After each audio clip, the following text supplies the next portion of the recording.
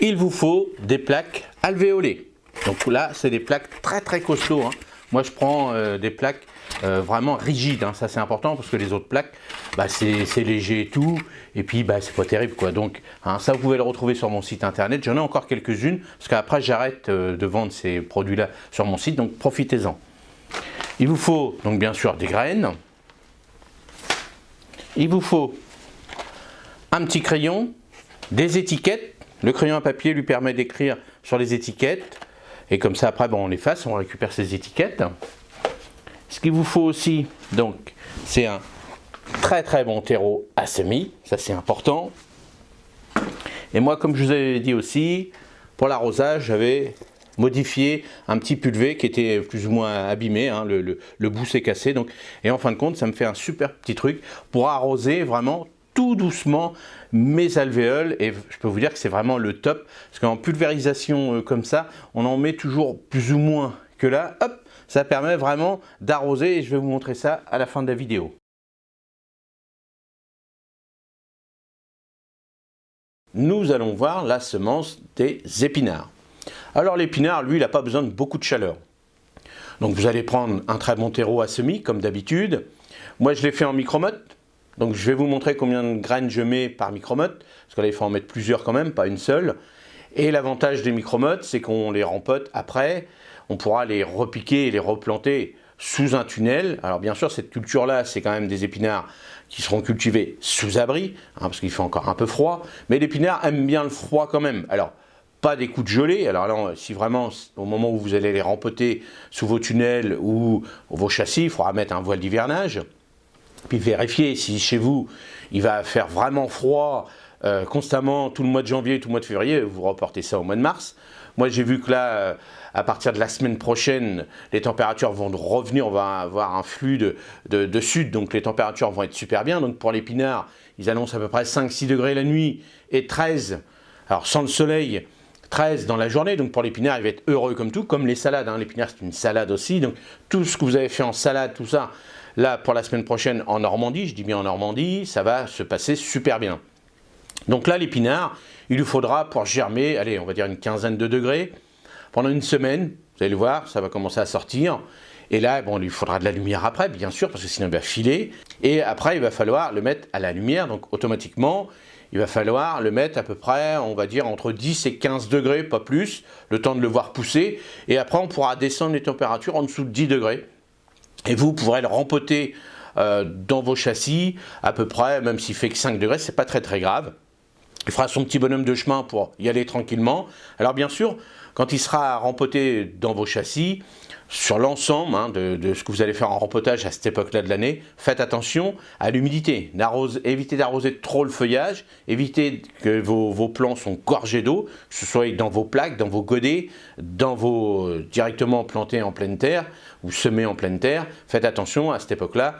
Le risque, c'est beaucoup d'humidité. Si la chaleur remonte beaucoup dans vos tunnels, là, vous allez attraper des maladies, donc style odium, surtout pour les feuilles de salade, les feuilles de tout ce qui est feuilles, hein, les feuilles d'épinards, les mâches et autres. Faites attention quand même, donc aérez, hein, malgré même s'il fait froid, n'oubliez pas d'aérer quand même, ça c'est important.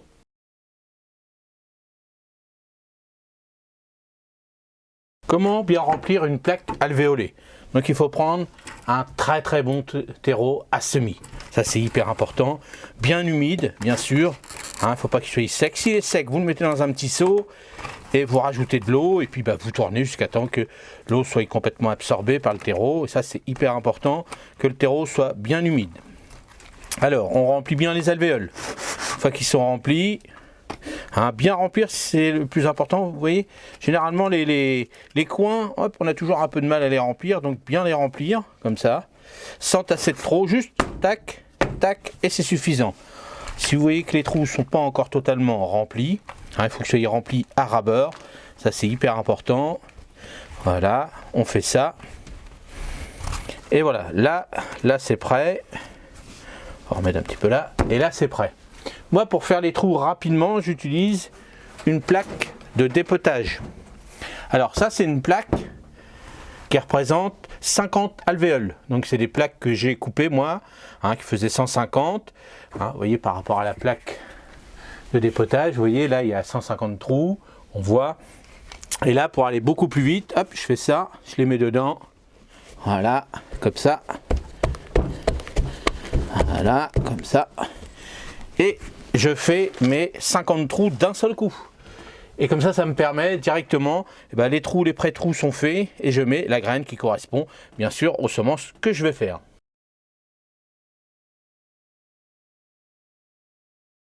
Alors maintenant, on va semer. Donc l'épinard, là, on en met à peu près 3 petites graines par alvéole. Alors bien sûr, là, ils seront à remettre sous abri. Donc soit un petit châssis, soit un petit tunnel nantais, soit un grand tunnel. Moi, ils vont aller sous le grand tunnel, le tunnel à tomates. Et il faudra les protéger du froid. Parce que là, ils vont être prêts, on va dire, dans une dizaine de jours à peu près. Donc, il va falloir faire attention. Donc, là, on a encore une semaine où il va faire froid, surtout ce week-end chez nous, en Normandie. Et à partir de la semaine prochaine, donc ça repart en flux de sud. Donc, les températures, bon, le matin, resteront encore un peu fraîches, mais assez positives pour ce genre de semences. Mais il faudra quand même prévoir toujours le petit voile d'hivernage. Alors l'avantage des tunnels, c'est que ça casse ce vent froid qu'on a en ce moment. Et c'est ça l'avantage, donc n'hésitez pas, si vous voulez avancer un peu de légumes et autres, un petit tunnel nantais, tout simplement, si vous ne pouvez pas mettre un grand tunnel. Un tunnel nantais, on fait déjà pas mal de petites choses en dessous, les salades, les épinards, tout ce qui est feuilles, tout ça. Mais bien sûr, quand on a des grosses périodes de gelée comme on a en ce moment, on reporte un petit peu tout ça. Mais une fois que les plants sont costauds, donc comme je vous ai dit, rien ne vous empêche d'acheter quelques plants dans les jardineries qui sont déjà bien avancés et qui vont résister mieux que si c'était des jeunes semis au coup de froid. Et surtout quand vous mettez un petit tunnel, l'avantage du tunnel, c'est que voilà, ça casse le vent. Vous voyez bien, quand vous rentrez, tous ceux qui ont de la chance d'avoir un grand tunnel, quand ils rentrent dedans, il y a eu du vent dehors, on voit bien, ça casse le vent. Et dès lors qu'il y a un rayon de soleil, tout de suite ça monte. Moi cet après-midi, il y a eu un rayon de soleil, par terre c'était encore gelé, il y a eu 20 degrés quand même, sous le petit tunnel où j'avais mis les salades, il faisait 20 degrés, alors pas longtemps, c'est vite descendu après à 3-4 degrés, mais dès lors qu'il y avait le soleil qui réchauffait, tout de suite ça faisait des températures très hautes.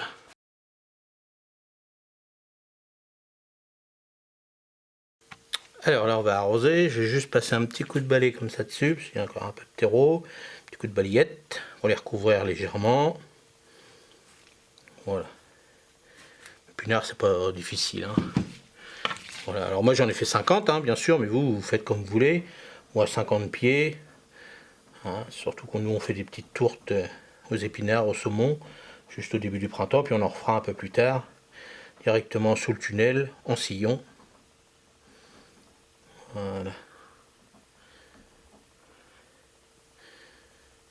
Voilà.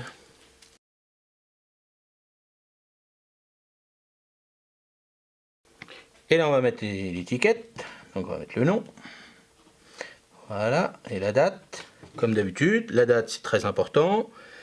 Ça vous permet de savoir à quel moment ça a germé, ça vous permet de savoir combien de temps, si vous avez fait au bon moment, si dans vos tablettes vous notez bien, et puis comme ça vous dites à cette époque-là j'ai réussi, après j'en ferai un peu plus tard, avant, après. Vous voyez, c'est comme ça qu'il faut faire, il faut mettre une étiquette avec la date, c'est très très important.